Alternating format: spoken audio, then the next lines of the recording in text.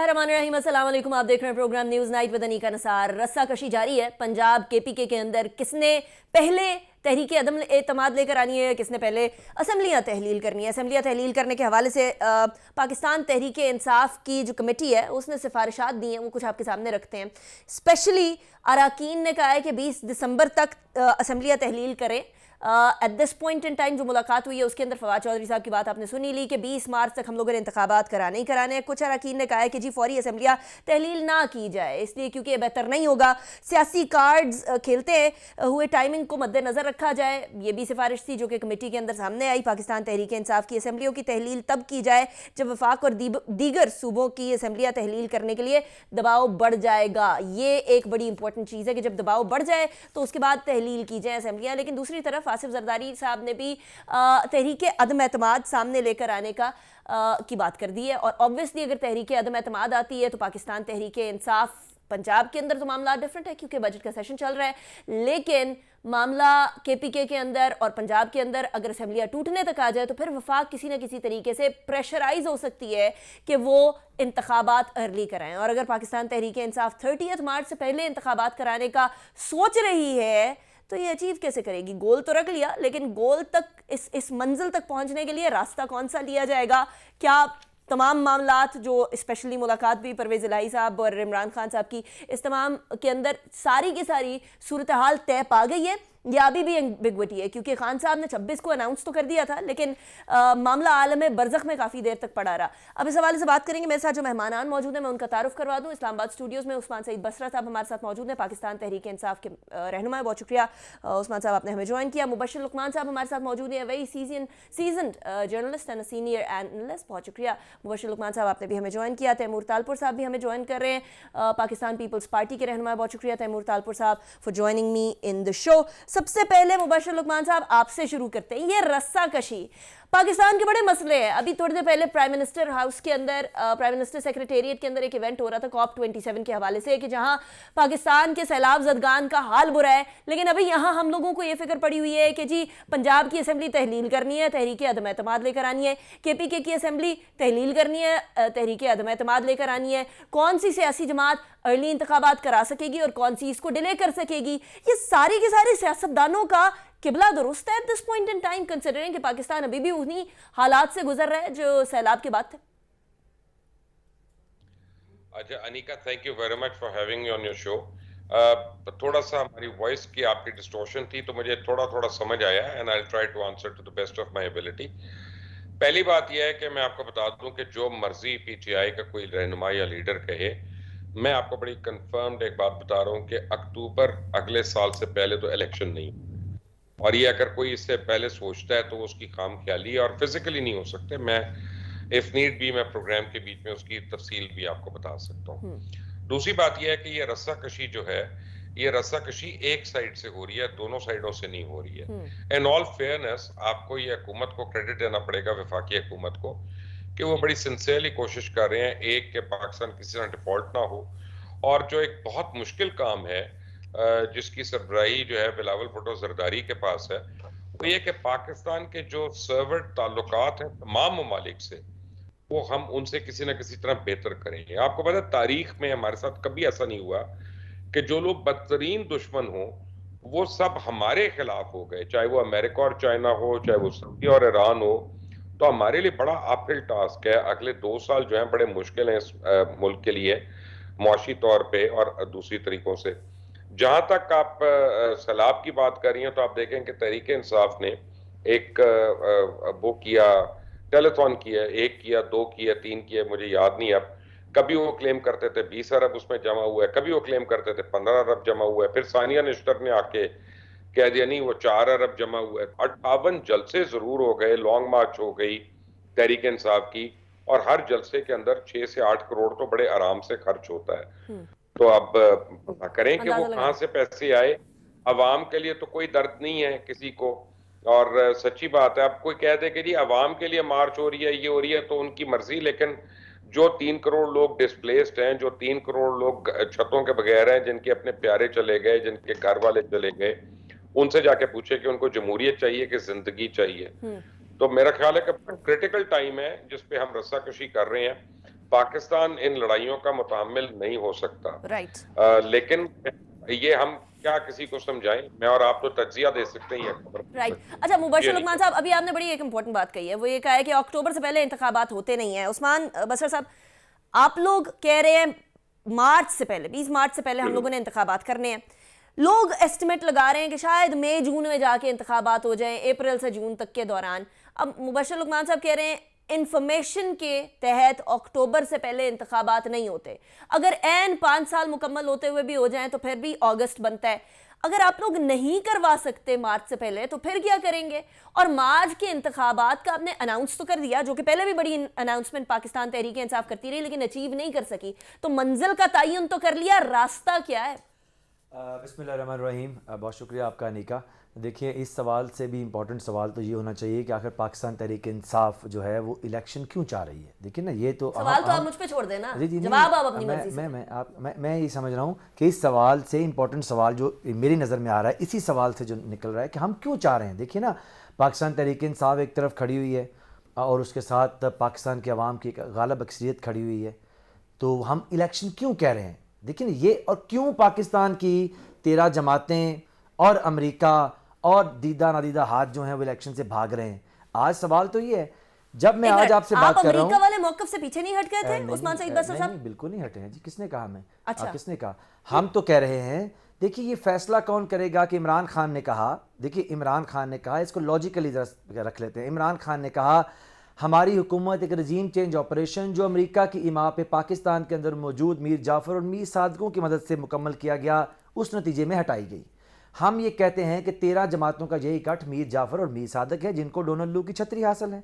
हम कहते हैं कि इन्होंने मीर जाफ़र का किरदार अदा किया है। हम कहते हैं पाकिस्तान की मुंतखब हुकूमत के ऊपर शब खून मारा गया है। अगर ये लोग कहते हैं कि जी ये तो एक पॉलिटिकल नैरेटिव है, इसका फैसला कौन करेगा? इसका फैसला जमहूर में अवाम पाकिस्तान करेगी। अवाम पाकिस्तान जब फैसला करती है उसको हम इलेक्शन कहते हैं। तो ये क्यों इलेक्शन से भाग रहे हैं? आए ना, पाकिस्तान के लोगों को फैसला करने दें। एक लिटमस टेस्ट उसका हुआ है जब पंजाब के अंदर 20 सीटों पे इलेक्शन हुए, जब हुकूमत जो थी पीडीएम की थी और वहाँ पे तमाम तर ताकतें जो थीं खुदा के बाद ज़मीन पे वो इनके साथ थी, लेकिन बदतरीन शिकस्त इनको हुई। तो मालूम पड़ा कि इमरान खान की इस बात के अंदर सच्चाई को पाकिस्तान के लोग भी इंडोर्स कर रहे हैं कि ये अमरीकी साजिश के बाद मीर जाफ़र और मीर सादक की मदद से पाकिस्तान की मुंतखब हुकूमत को गिराया गया है। आज ये इलेक्शन से भाग क्यों रहे हैं? एक तरफ तो ये कहते हैं जी इमरान खान की बात में कोई सच्चाई नहीं है, इमरान खान तो पॉपुलर लीडर नहीं है, वो तो तनहा खड़ा हुआ है, उसकी बात को लोग बाय नहीं कर रहे। तो इलेक्शन से क्यों भाग रहे हैं? इलेक्शन से भाग तो ये रहे हैं क्योंकि शिकस्त नजर आ रही है। नहीं, लेकिन वो तो कह रहे हैं कि हम इलेक्शन की तरफ जाएंगे अगर आप असेंबलियां तोड़ेंगे, अगर आप इस्तीफा दे देंगे और फिर बोलेंगे देखिए हमने तो अपना काम कर लिया, अब ये लोग अपना काम नहीं कर रहे, तो फिर वो कैसे इलेक्शन की तरफ जाएंगे? असेंबलियां तोड़े ना फिर। हर दो सूरतों के अंदर पंजाब के अंदर इलेक्शन जो है वो अप्रैल के शुरू में या वस्त में हो जाएगा। अच्छा। और केपी में भी इंशाल्लाह इसी मुद्दत के अंदर हो जाएगा। और अगर ये हुकूमत जो मरकज़ के अंदर कठपुतली एक तमाशा जारी है जिस हुकूमत के नाम के ऊपर, अगर ये इस तरह जारी रहेगी 25-27 किलोमीटर के ऊपर, तो कोई मसला नहीं, हम इसको भी देखेंगे। आज वजह क्या है? देखिए, जब मैं आपसे बात कर रहा हूँ, पाकिस्तान एक बदतरीन मुआशी बुरान का शिकार है और हर तमाम तरफ से जो आवाज़ें हैं वो ये आ रही हैं, ख्वाह आपके कोई एनालिस्ट हैं, ख्वाह वो पाकिस्तान की पॉलिटिकल फोर्सेस हैं या जो भी पाकिस्तान के लोग हैं, वो कह रहे हैं सियासी अदम इस्तेकाम। सियासी अदम इस्तेकाम क्यों है? इसलिए कि हम ये समझते हैं कि इस मुल्क के अंदर आज बैठी हुई ये कठपुतली लोग जो हैं अमरीकी साजिश के बाद लाए गए हैं। और अगर किसी को यकीन नहीं तो इलेक्शन करवाए, क्योंकि इलेक्शन में जब आवाम की राय आएगी इसके अलावा तो कोई हल नहीं। चले, वैसे तो 2018 के अंदर भी लोगों ने राय दी थी और 5 साल के लिए दी थी और वोट ऑफ नो कॉन्फिडेंस भी आईनी तरीके से आया। लेकिन मुझे तैमूर तालपुर साहब की तरफ भी जाने दीजिएगा। तैमूर तालपुर साहब, पाकिस्तान तहरीक इंसाफ की तरफ से बड़ा वाज़े मौक़िफ़ है कि ये तमाम पॉलिटिकल इंस्टेबिलिटी इसलिए है बिकॉज गवर्नमेंट हमारे इंतखाबात की डिमांड को मान नहीं रही है और पाकिस्तान पीपल्स पार्टी हमेशा बीच का कोई ना कोई रास्ता निकाल लिया करती है। अगर बाकी सारी पीडीएम की जमातें ये कह रही हैं कि इंतखाबात नहीं करने और पीटीआई कह रही है कि इंतखाबात अर्ली कराएंगे, तो अक्टूबर से मार्च के बीच में बहुत सारे और महीने आते हैं। क्या ऐसा पॉसिबल होगा कि कोई ऐसी स्ट्रैटेजी निकाली जाए कि शायद पीटीआई को भी फेस सेविंग मिल जाए और पाकिस्तान की जो हुकूमत है at this point in time उसके लिए भी कोई ऐसा मामला हो जाए कि उनको भी फेस सेविंग मिल जाए, दोनों साइड पर कुछ ना कुछ बच बचाव हो जाए? बिस्मिल्लाहिर्रहमानिर्रहीम, बहुत बहुत शुक्रिया जी। बिस्मिल्लाहिर्रहमानिर्रहीम, बहुत बहुत बहुत शुक्रिया। अनीका, पहली बात तो मैं बताऊं कि जो डेट मुबशिर लुकमान साहब ने दी है अक्टूबर की, इनफैक्ट मेरे ख्याल से 25 अक्टूबर जाके होगा, तो वो date 100% cent to cent correct date है। यही डेट बनती है और इसी डेट पे इलेक्शन होगी, और पूरी पीडीएम इस पे 1 पेज पर है ऑलरेडी। तो इलेक्शन का मेरे ख्याल से जो ये ख्वाब देख रहे हैं वो पूरा होगा नहीं। ये हुकूमत है, यहाँ पे हर चीज कानून के साथ चलती है, कॉन्स्टिट्यूशन के साथ चलती है। जब हमारी कॉन्स्टिट्यूशन कहती है कि हमें 5 साल पूरे करने हैं, 25 जुलाई को इलेक्शन हुआ था, 25 जुलाई के बाद 3 महीने के अंदर हमारा केयरटेकर सेटअप आके इलेक्शन कराएगा। और इस पे मेरे ख्याल से आप फिक्र ना करें कि कोई बीच की बात या इधर की बात, क्योंकि आप देखें अभी तक जितनी बातें हुई हर चीज पे यू टर्न लिया। साइफर का किस्सा उठाया, कितना बड़ा मसला बनाने की कोशिश की, झूठा निकला इमरान खान। उसके बाद अमेरिका के साथ दुश्मनी का नाटक किया और बिहाइंड द सीन अपनी लॉबिंग करा था, पता नहीं मिलियंस ऑफ डॉलर्स खर्च करके, तो वहां पर भी इमरान खान झूठा निकला। इसने आगे बड़ी प्राइड से कहा कि मैंने जो है मॉस्को जाके सबसे दुनिया का बेहतरीन काम किया है, और कुछ अरसे के बाद आके कहते हैं कि मैंने मॉस्को जाके भी बड़ी गलती कर दी है। अब इसी तरह ट्रैक रिकॉर्ड लेके चलती रहेंगी इनका पिंडी मार्च होना था, हम शुरू से कह रहे हैं, इनमें हिम्मत ही नहीं है पिंडी जाने की। ये जेलों से बहुत डरते घबराते हैं, ये पिंडी भी नहीं गए। अच्छा, चीफ ऑफ आर्मी स्टाफ के ऊपर बड़ा स्टैंड लिया, ये कर देंगे वो कर देंगे। हमने न्यूट्रली तरीके के साथ जो कानूनी कार्रवाई होती है, जो कॉन्स्टिट्यूशनल तरीका होता है, उसके थ्रू सीनियर मोस्ट को हमने कर दिया। तो वहां पर भी खान झूठा निकला, और अब खान जो बातें कर रहा है इलेक्शन की, तो ये भी उसी तरह यू टर्न होगा। ये आखिर में खुद ही नहीं, बैकआउट लेकिन करके तैमूर बैठ जाएगा। तालपुर जब साहब, फिर दिखेगा कि इनका कुछ भी सवाल नहीं भी होगा। तो वैलिड है ना। वो कह रहे हैं कि आप पहले कहते थे असेंबलियां तोड़े, हम इंतखाबात करा देंगे, अब असेंबलियां तोड़ने की तरफ आए हैं वो लोग, तो आप इंतखाबात नहीं करा रहे हैं। वाई? बिकॉज अभी इलेक्शंस का टाइम नहीं हुआ। हम कुछ ना समझ लोगों के पीछे, जो इस मुल्क की अनारकी की तरफ लेके जा रहे थे, जो इस मुल्क को तबाही की तरफ लेके जा रहे थे, उनकी फरमाइश हम क्यों पूरी करें? जब हमें अपना टाइम पूरा करना है, हमें अपनी गवर्नेंस पूरी करनी है, इंशाल्लाह ताला टाइम आएगा। इनकी पॉपुलैरिटी देख लीजिएगा, हमारी भी देख लीजिएगा, बाकी पार्टीज की देख लीजिएगा, दूध का दूध पानी का पानी आपके सामने हो जाएगा। तो इतनी जल्दी इनको क्या है? हम तो अपने तरीके के साथ चल रहे हैं, हम कॉन्स्टिट्यूशन जो हमें राइट है उसको इख्तियार करें। चलें, ठीक है, मुझे ब्रेक की तरफ जाने दें। ब्रेक के बाद बात करेंगे कि अगर इंतखाबात जल्दी हो भी जाते हैं तो ये किसी किस्म की इंस्टेबिलिटी खत्म होगी, पॉलिटिकल इंस्टेबिलिटी जिसकी अभी बात कर रहे थे बसरा साहब के, पॉलिटिकल इंस्टेबिलिटी है पाकिस्तान के लिए बड़ी गड़बड़ है। How is that going to and after break?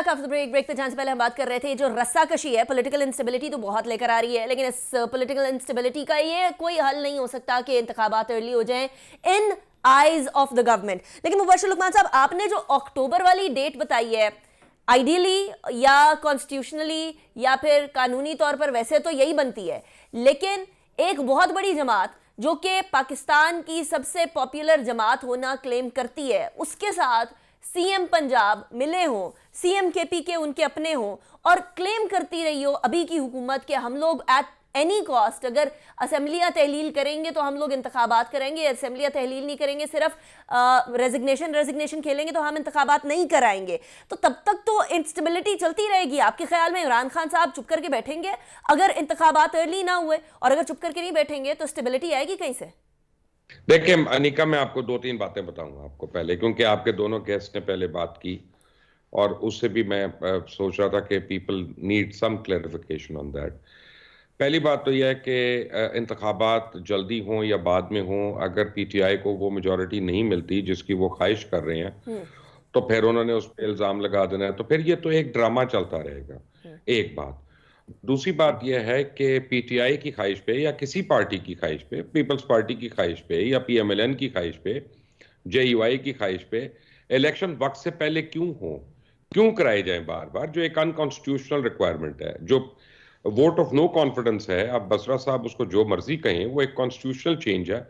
और यानी आप देखें कि ब्रिटेन की पार्लियामेंट में 3 महीने के अंदर 3 प्राइम मिनिस्टर चेंज हो गए।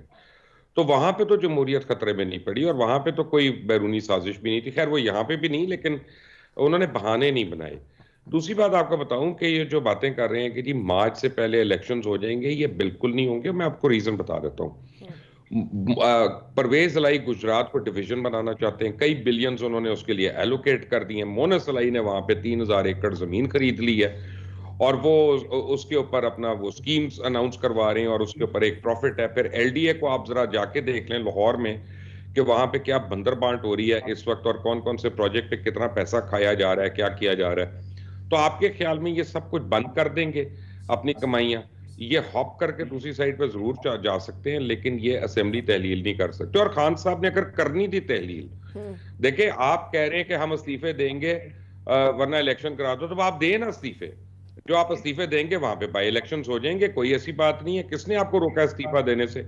वो आपका एक कॉन्स्टिट्यूशनल राइट है। मुबश्शिर लुकमान साहब, इस्तीफे और असेंबली तहलील करने के अंदर तो जमीन आसमान का फर्क होगा ना। मोनस इलाही साहब फिर ब्लफ कर रहे हैं, वो कह रहे हैं इशारे की बेसिस के ऊपर खान साहब के हम तहलील करेंगे। इसलिए क्या बोल रहे हैं अनीका, जिस वक्त वो ये बात कर रहे थे उस वक्त उन्होंने दो बातें की। एक, उन्होंने कहा कि हम असेंबलियां तहलील कर रहे हैं और इस्तीफे दे रहे हैं। दूसरा, उन्होंने कहा कि अब मैं मुशावरत करूंगा। यानी पहले आपने फैसला कर लिया और मुशावरत आपने बाद में करनी। ये तो मुझे putting the cart before the horse, मुझे तो ये समझ नहीं आया। दूसरी बात यह है कि महमूद खान तो उनकी दूसरी कुर्सी पे बैठे हुए थे, साथ वाली कुर्सी पे। महमूद खान को वहीं पे कहते अभी केपी के असेंबली डिसॉल्व कर दो, यहीं पे पब्लिकली कर दो, सबके सामने, अवाम को भी गवाह बनाओ, खुदा को भी गवाह बनाओ। What was stopping him? देखें, बातें कुछ और हैं करने की। अब दूसरी बात आपको बताता हूं कि अक्टूबर से पहले क्यों नहीं इलेक्शन हो सकता। मार्च तक अगर ये नहीं करा सकते, अगर मार्च में आपने इलेक्शन कराना है, तो उसके लिए अगले 10 दिन के अंदर असेंबली का डिसॉल्व होना, इंटरिम गवर्नमेंट का आना, जो कि 10 दिन में नहीं हो सकती क्योंकि लीडर ऑफ द हाउस और लीडर ऑफ द ऑपोजिशन जो है वो एग्री नहीं करेंगे उन नामों पे। पहले नाम जाएंगे, फिर आएंगे, फिर वो इलेक्शन कमीशन जाएंगे। ये 1 महीने की एक्सरसाइज है। ये जब हो जाएगी उसके बाद आप असेंबलीज को डिसॉल्व करेंगे और उसके बाद 3 महीने की आपकी गवर्नमेंट आ जाएगी। तो भाई आपका मई में तो आपका बजट आना है, ये आपका बड़ा क्रिटिकल बजट है, ये कोई भी नहीं दे सकता। आपके ख्याल में कोई हुकूमत जो आएगी 15 दिन की वो आके बजट देगी? तो मई से तो पहले आप भूल जाएं। जब मई में बजट आता है तो जून तक तो उस पर डिबेट होगी। 1 महीना तो मर मर के भी बजट पे डिबेट हो तो 1 महीना डिबेट होगी या 20 दिन होगी। उसके बाद आप जुलाई में जाके आप इसको डिसॉल्व करते हैं, आप कोई इंटरिम सेटअप के लिए बातें करते हैं, तो वही आपको सितंबर में इलेक्शन मिलेगा। अक्टूबर से पहले इलेक्शन आपको सितंबर में तो मिल सकता है, आपको जुलाई में नहीं मिल सकता। नहीं मिल सकता। तो एक अनरियलिस्टिक है। और ये आप देखें कि परवेज अलाई साहब जो है ना, परवेज अलाई साहब, वो जिस तरह की उनकी स्कीमें अपनी गुजरात में कर रहे हैं, वो तो अपनी पॉलिटिक्स को जिंदा कर रहे हैं वहां पे। वो इनकी वजह से अपनी पॉलिटिक्स मोड़ देंगे। उन्होंने अपनी सियासत की वजह से, अपनी ग्रीड की वजह से अपने उस भाई से लड़ाई कर ली जिसने उनको बनाया, जिसने पहले भी उनको वजीर आला बनाया, सब कुछ कर लिया। मुबश्शिर वो साहब, इनके साथ सिंसियर अब और ग्रोथ नहीं नजर आ रही थी ना। में ना अनिका जी एक सेइंग है, हमारी पंजाबी में एक सेइंग है, जेड़ा ना होएगा माई दा वो की होएगा पराई दा। जो अपनों का नहीं हुआ वो दूसरों का कैसे हो जाएगा? वही मसला ये है कि आगे बच्चे जो थे उनको ग्रोथ नहीं नजर आ रही थी। लेकिन बसर साहब, एक बात तो तय है, 20 मार्च को आप इंतखाबात चाह रहे हैं, 20 दिसंबर से 20 जनवरी, 20 फरवरी, 20 मार्च, 3 महीने इंटरिम सेटअप। इस तमाम सिचुएशन के अंदर आपके पास 10-20 दिन है जिसके अंदर आपने वो सारी फॉर्मेलिटीज पूरी करनी है जो हुकूमत को तोड़ने की होंगी। 20 दिसंबर तक तो आपकी खबरें आ रही हैं कि आप लोगों ने जाके उसका जो इस्तीफा है वो देना है। तो 20 दिसंबर तक क्यों वेट कर रहे हैं? उससे पहले पहले कर लें, इस्तीफा वगैरह देकर काम खत्म करें। अच्छा, मुझे अब ये समझ नहीं आ रही कि एक कॉन्स्टिट्यूशनल, एक आईनी हक है किसी भी वजीर आला का कि वो असेंबली तोड़ दे। एक आईनी हक है, आइन ने इजाज़त दी हुई है ना। अब मैं बैठ के उसका तज्जिया उखेड़ना शुरू कर दूं, बखिया उधेड़ना शुरू कर दूं आइन के, तो मेरी मर्जी है, मैं जैसे मर्जी करूं। आइन ने यह हक दिया ही क्यों है? आइन में जब ये हक दर्ज है तो ये कोई अनकॉन्स्टिट्यूशनल काम तो नहीं हो रहा। वोट ऑफ नो कॉन्फिडेंस भी अनकॉन्स्टिट्यूशनल नहीं था। देखिए, एक तरीकाकार जो आइन के अंदर दिया गया है काम करने का, उसको अडॉप्ट किस तरह किया जाए, इसके ऊपर सवाल उठाए जा सकते हैं। जब आप ज़मीरों की मंडी लगाएंगे और एक जमात के लोगों को तोड़ के अपने साथ लेके आएंगे, छांगा मांगा की 90s वाली सियासत करेंगे, वो तरीकाकार गलत है। आइन ने एक तरीका बताया, लेकिन उसको ये भी बताया कि उसको फेयरली उसका प्ले करें। आज की तारीख में जब मैं आपसे बात कर रहा हूँ, मुझे बताइए कि कोई पाकिस्तान का कोई आदमी खड़ा होकर बताए कि ये वो शोबा है पाकिस्तान का जिसमें स्टेबिलिटी है। मुझे इकोनॉमी का कोई एक सेक्टर बता दे, कोई एक सिंगुलर सेक्टर बता दे, कोई आदमी बता दे। हम हमें तो कुछ हमारे मुआशियत नहीं, हम तो सारे तुक्के मारने वाले बैठे हुए हैं ना, हमारी अपनी अपनी पसंद नापसंद है। किसी आदमी को बुला ले, फ़ोन पे ले ले, उसे बोले मुआशियात की किसी एक बात के ऊपर, किसी एक तर्ज के ऊपर मैं बताए कि कोई हौसला अफजा बात है, कोई डॉलर के ऊपर है। यानी कि नहीं, कल तो तक आप कह रहे हैं आपका कॉन्स्टिट्यूशनल राइट है, आई एग्री विद दैट, तहलील करें ना, फिर लेट क्यों कर रहे हैं? देखिए बात 20 दिसंबर कहाँ दूर। देखिए बात सुनिए, जब एक बात हमारी हो गई, ये इमरान खान ने बात कर दी, ये असम्बलियाँ तहलील होंगी। आप देखिए, आप देखिए, मुझे तो ये समझ नहीं आ रही कि ये सारे का सारा जो भानुमति का कुनबा है और ये शोर मचाया जा रहा है, जी इमरान खान क्यों करेगा, हम इसे रोकेंगे। कल तक तो आप कह रहे थे सारे के सारे मरियम सफदर अवान से लेके तो राना सनाउल्लाह तक, जिनकी वजह से अपनी कोई माज क्रेडिबिलिटी है कोई नहीं है, उनकी अपनी अपनी वजह शोहरत है। जी, एक मुबश्शिर साहब, मैं आपकी तरफ आती हूँ। की जो है वो कैलबरी फॉन्ट है, दूसरे की मॉडल टाउन है। कल तक तो आप कह रहे थे कि आप ताकि भी दिल रह जाए। जी और जी, ये तो आप मेरे टाइम के मैं आपकी तरफ वापस अंदर मेरे टाइम के अंदर जंपिंग कर रहे हैं। मैं वापस आ रही हूँ। जी मुबश्शिर साहब। बसरा साहब, अपना मेरी एक रिक्वेस्ट है, मैं आपसे रिक्वेस्ट कर रहा हूँ। देखिए, ऐसा करते हैं कि 20 तारीख तो दूर नहीं है, तो ऐसा करते हैं आज हम ऑन एयर शर्त लगा लेते हैं अनीका, और 20 की रात को आप बारात में बुला लीजिएगा। अगर 20 को असेंबली ना तहलील हुई तो मैं ऑन एयर कसम खा के कह रहा हूं कि ना सिर्फ आपको, तालपुर साहब को, बसरा साहब को, बल्कि इस वक्त आपके स्टूडियो और एमसीआर में जितने लोग मौजूद हैं, हाँ।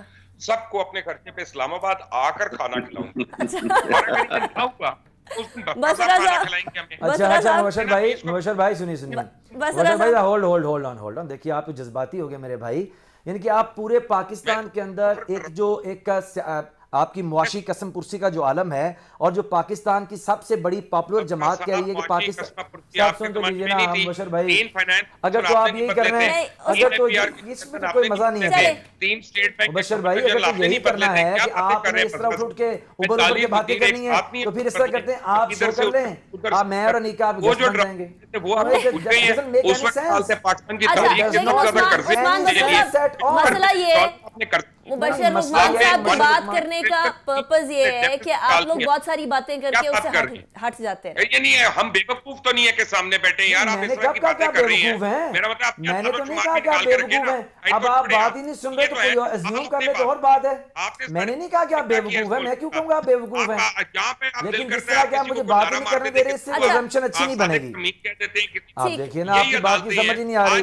मजाक उड़ा रहे चलें। भाई मजाक उड़ा रहे हैं तो आप हमें सुन तो लेना, मुबश्शिर पहले तो आप प्रोग्राम का मजाक उड़ा रहे हैं। मुबश्शिर लुकमान साहब, मुबश्शिर भाई, उस्मान साहिब बसरा साहब बात आप- खत्म कर लें, उसके बाद फिर मैं आपकी तरफ वापस आती हूँ। जी बसरा साहब। Hold your horses Mubashshir Luqman साहब। बसरा साहब, आप अपनी बात मुकम्मल गुस्सा कर देना भाई, ये कोई मछली मंडी थोड़ी है, निका आपका शो है, पूरा पाकिस्तान देख रहा है कि हम दो बंदे चिल्ला रहे चले, हैं। मुझे ब्रेक की तरफ जाने दें। मुबश्शिर लुकमान साहब, let me go on a break and will come back. इस तरह किसी को समझ नहीं आ रही, ब्रेक के बाद वापस आते हैं, उसके बाद शो को कंटिन्यू करते हैं।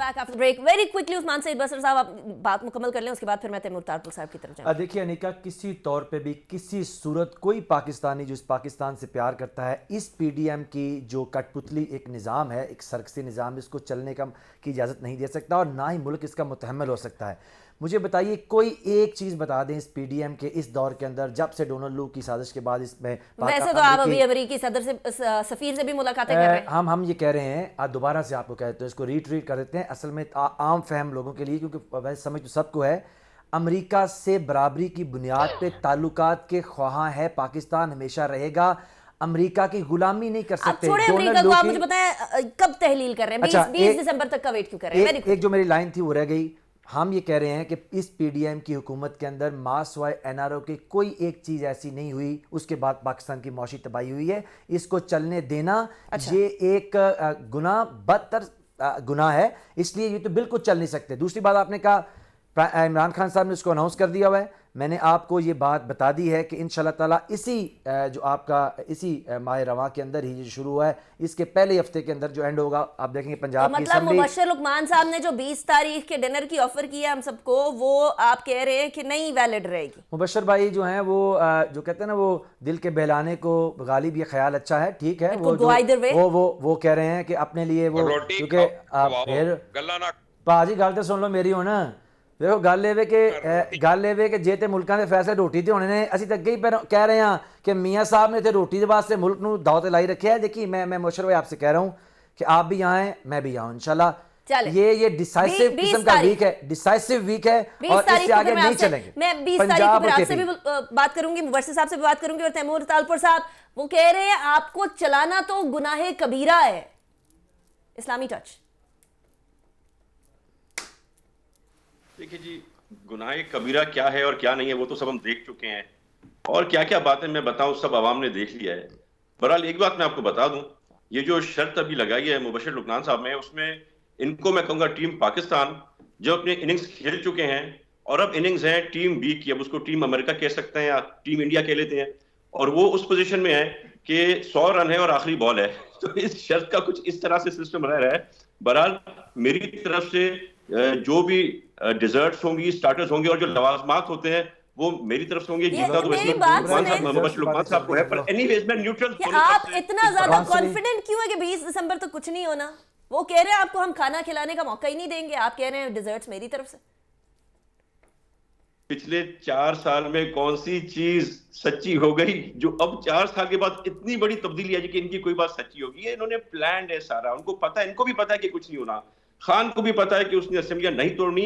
और वैसे भी मैं आपको अप टू डेट बात बताऊं कि आज भी not only Chaudhry Shujaat but उनके भाई भी परवेज इलाही साहब भी आज भी जरदारी साहब के पास राब्ते में है। मैं इसकी अच्छा। बात नहीं कर रहा कि वो छोड़ के, मैं बता रहा हूँ कि हमारे राब्ते आज भी बहाल हैं, और बहुत से लोगों को बहाना चाहिए एक जगह से दूसरी जगह जाने का। सो आपके ख्याल में परवेज इलाही साहब डिसॉल्व नहीं करेंगे असेंबली में भी ये नहीं कर सकते, असेंबली डिसॉल्व नहीं करेंगे परवेज इलाही इनके तो साहब? एक कभी भी नहीं करेंगे। ये क्या कर रहे हैं, केपीके की भी नहीं होगी। केपीके में इन्होंने अनाउंस किया तो इनका पूरा धड़ा रेडी बैठा है अलग से ग्रुप बनाने के लिए। तो एवरीथिंग इज, एक तरफ ये बातें चल रही है, एक तरफ तैयारी चल रही है। चले मुबश्शिर साहब, क्लोजिंग रिमार्क्स। देखिए, मैं आपको एक बात बताऊं कि हम सिर्फ ये दुआ कर रहे हैं कि पाकिस्तान के जितने भी सियासतदान हैं, जितने भी, उन सबको पाकिस्तान का ख्याल आ जाए और पाकिस्तानियों की उनको कदर हो जाए, और वो आपस की लड़ाई झगड़े को छोड़े, आइन की बालादस्ती की बात करें। जब इदारे कहते हैं, फौज कहती है कि हमने ए पॉलिटिकल होना है, तो इन सबको लब्बैक कहना चाहिए और उनको बिल्कुल मजबूर ना करें कि वो किसी तरह आप उनको सियासत में दोबारा से घसीटें। और ये अब मुझे खुशी होगी कि अगर ये महंगाई के खिलाफ लॉन्ग मार्च होता, मुझे खुशी होती अगर ये सैलाब ज़दगान की फ्लाइट को खत्म करने के लिए लॉन्ग मार्च होता, मुझे खुशी होती अगर कोई लेजिटिमेट कॉज होती। लेकिन कभी वो उसको अरशद शरीफ लॉन्ग मार्च कह रहे हैं, कभी आजादी मार्च कह रहे हैं, कभी कुछ कह रहे हैं। 6 लोग जो वहां पे शहीद हो गए रास्ते में, उनका कौन वाली वारिस है? उनके तो घरों तक नहीं जा सके ये लोग। राइट। मुबश्शिर लुकमान साहब, thank you very much. Taimur Talpur साहब, thank you very much. Usman Saeed Basar साहब, बहुत शुक्रिया आपने ज्वाइन किया। इसी के साथ प्रोग्राम को इख्तिताम की तरफ लेकर जाते हैं, लेकिन मैं फिर ये अर्ज करूंगी सारे सियासतदानों के लिए कि पाकिस्तान के एक्चुअल इशूज वहीं के वहीं हैं। इकोनॉमी, सैलाब ज़दगान का मसला, पाकिस्तान के अंदर गुर्बत और क्लाइमेट चेंज ऑब्वियसली, लेकिन उससे ज़्यादा हुकूमत किसकी है, इस तरफ सबका ध्यान है। अनीका निसार को इजाज़त दीजिए, अपना बहुत ख्याल रखिएगा। अल्लाह हाफ़िज़।